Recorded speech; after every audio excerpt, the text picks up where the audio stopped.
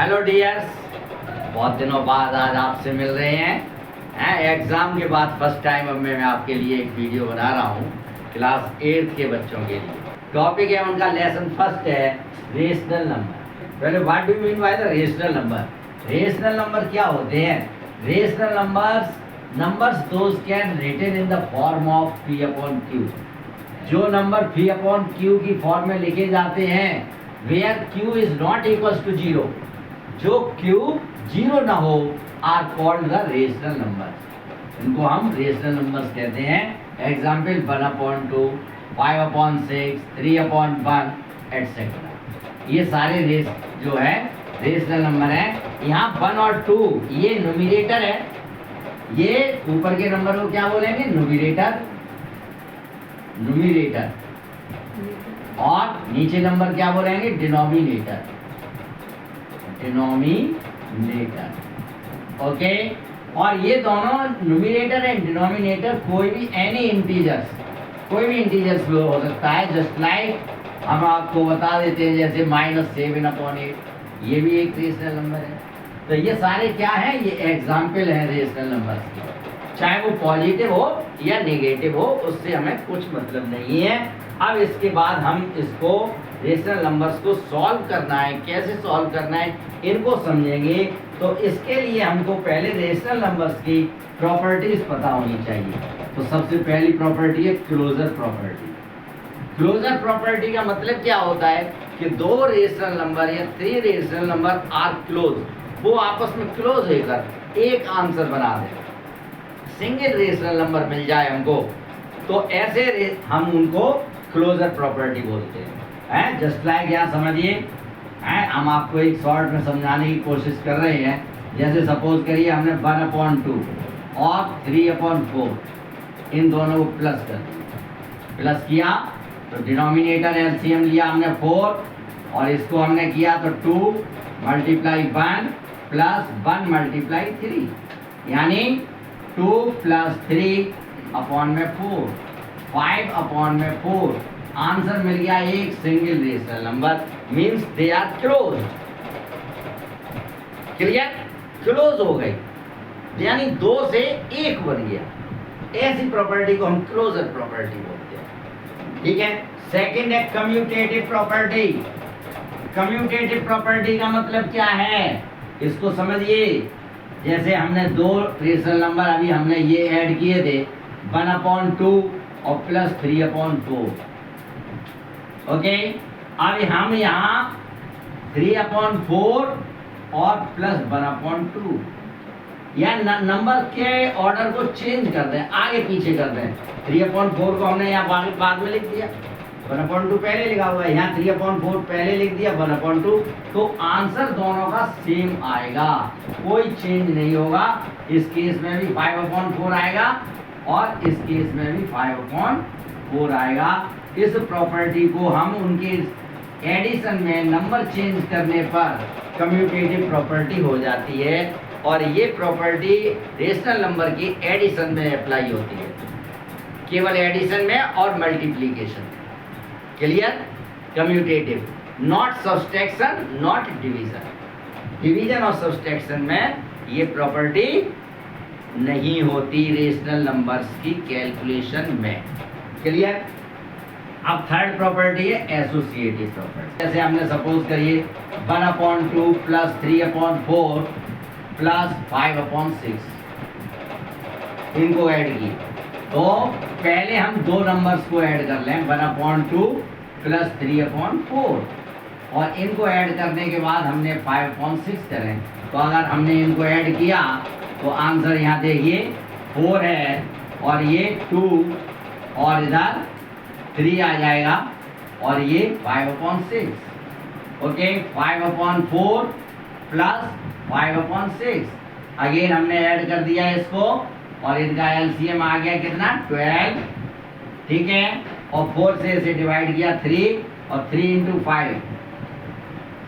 5 plus 6 से 2 × 5 और answer आ गया 15 प्लस 10/12 यानी 25/12। क्लियर? अब ये हमने जो किया है इसको हम सेकंड टाइम में देखेंगे, तो कोई से दो नंबर यानी पीछे वाले दो नंबर्स भी हम ऐड कर सकते हैं। जैसे हमने किया था अभी 1/2, 3/4 प्लस 5/6। अब हम इन दोनों को ऐड करते हैं, उसके बाद 1/2 को ऐड करेंगे, 3/4 प्लस 5/6। इनको ऐड कर दीजिए पहले और उसके बाद 1/2 को ऐड करिए, तो आंसर सेम आएगा। यानी एसोसिएटिव प्रॉपर्टी रेशनल नंबर्स में मल्टीप्लिकेशन और एडिशन में अलाउ होती है, यहाँ अप्लाई हो जाती है, लेकिन सब्सट्रैक्शन में और डिवीजन में ये यूज नहीं होती। नो। ओके। थर्ड है additive identity. Additive identity means क्या होता है, इसको समझिए। एडिटिव आइडेंटिटी में यानी किसी भी रेशनल नंबर में हमने अगर हम 0 ऐड कर देते हैं 1/2 प्लस 0, तो आंसर 1/2 ही आएगा। ये इसकी एडिटिव आइडेंटिटी होती है। 0 किसी भी में भी ऐड करेंगे तो हमको वही रेशनल नंबर मिलता है। जैसे सपोज करिए हमने, और देखिए 5/6 में अगर हमने 0 ऐड कर दिया तो 5/6, इसको हम एडिटिव आइडेंटिटी बोलते हैं। ओके।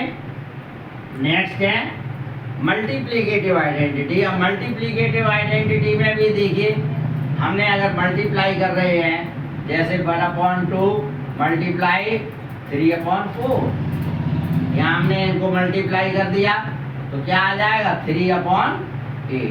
ये मल्टीप्लिकेटिव आइडेंटिटी होती है, जिसमें क्लोजर में यूज होती है। ये मल्टीप्लिकेटिव आइडेंटिटी है।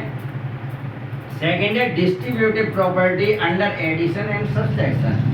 इस प्रॉपर्टी को समझना बहुत जरूरी है आप लोगों के लिए। क्या होता है, मैं पहले आपको ABC की फॉर्मूला लिख के दिखा रहा हूँ। जैसे ABC ये 3 नंबर हैं, और ये under addition distributive property multiplication में होती है। A multiply B plus B multiply C, तो इसमें B नंबर जो दोनों में कॉमन होता है और A प्लस C, ये डिस्ट्रीब्यूटिव प्रॉपर्टी है। अब हम इसको कैसे रेशनल नंबर्स में कैसे यूज करेंगे, जैसे सपोज करिए 1/2 और मल्टीप्लाई 3/4, और फिर हमने यहाँ प्लस किया और यहाँ लिख दिया 5/6 मल्टीप्लाई 1/2। तो देखेंगे 1/2 दोनों में कॉमन है, इसमें देखिए और इसमें देखिए 1/2 दोनों में कॉमन है। तो इसे 1/2 को पहले कॉमन ले लीजिए, और जो बचे हुए नंबर हैं इन्हें ब्रैकेट में लिखिए 3/4 प्लस 5/6। ओके। अब इनको ऐड कर दीजिए 1/2, और हमने ब्रैकेट में कर दिया ये आ गया 12 LCM, और 4 3 जा 12, 3 3 जा 9 प्लस 6 2 जा 12, 2 5 जा 10। ओके। तो ये आ गया आंसर। इसका इधर देखेंगे, इसका आंसर कितना आ जाएगा 1/2 मल्टीप्लाई 19/12, और इसका आंसर आ जाएगा 19/24। ये प्रॉपर्टी है डिस्ट्रीब्यूटिव प्रॉपर्टी और अंडर एडिशन एंड सब्सट्रैक्शन। ये हम कैलकुलेशन को इजी करने के लिए और जल्दी करने के लिए हम यूज करेंगे। ओके। जैसे आपने इंटीजर्स में पढ़ा हुआ है, वैसे ही यहाँ भी एडिटिव इनवर्स होता है रेशनल नंबर्स में। जैसे 3/4 है, एडिटिव इनवर्स क्या हो जाएगा, नेगेटिव हो जाएगा। एडिटिव इनवर्स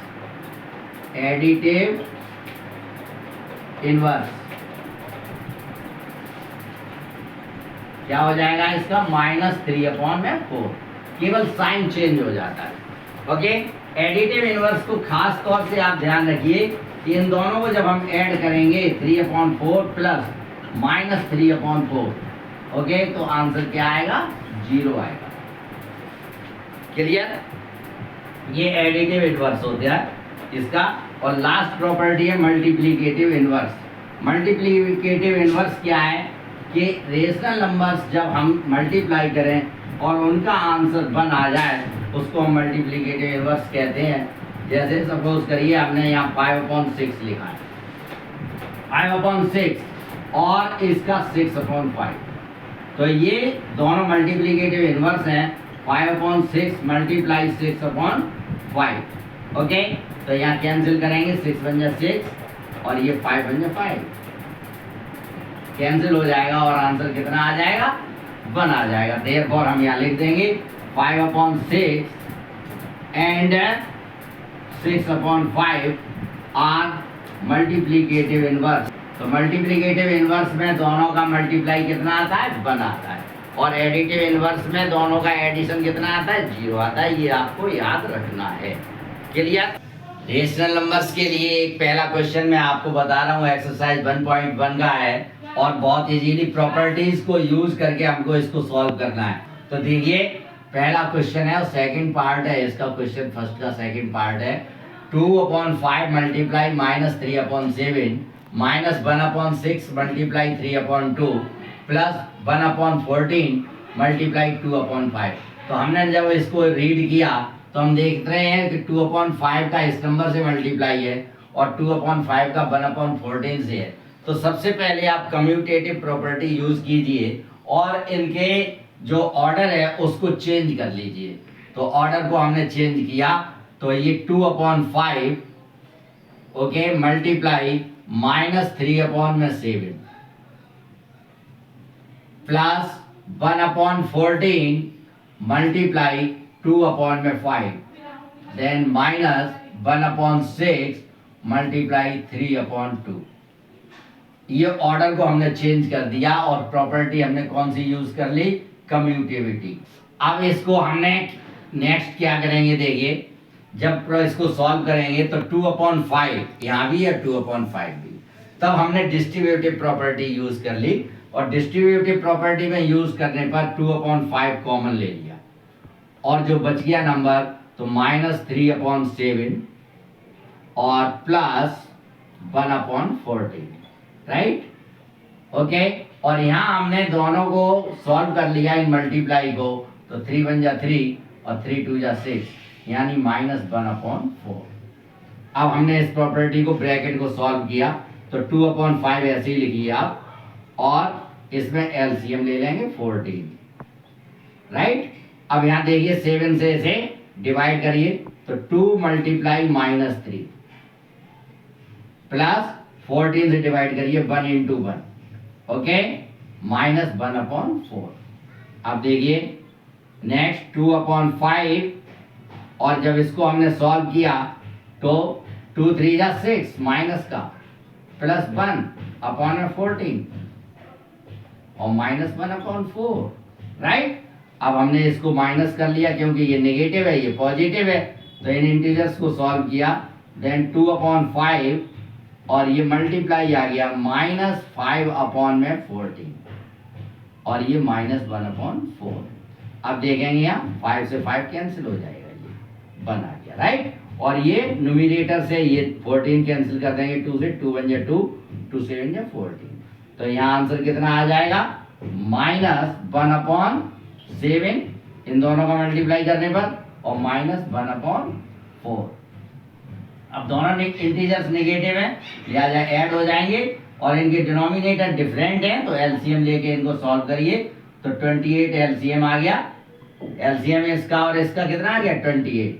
अब इसको हम डिवाइड करेंगे तो 7 से किया तो 4 आ गया, 4 into -1, राइट। और माइनस फिर हमने 4 से 7 और 7 into -1 ये आ गया -4 -7 अपॉन में 28 और ये आंसर आ गया -11 अपॉन में 28। ये आपका आंसर आ गया। इस तरह से आप अगर इसको सॉल्व प्रॉपर्टीज को यूज करेंगे तो ये हमने कम्यूटेटिव प्रॉपर्टी यूज की है और यहाँ डिस्ट्रीब्यूटिव प्रॉपर्टी यूज की है, डिस्ट्रीब्यूटिव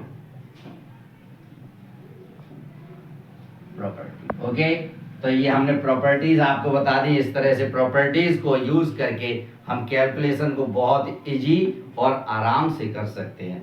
इसको ध्यान रखिए, कोई प्रॉब्लम हो नेक्स्ट वीडियो में कमेंट करके बताइए।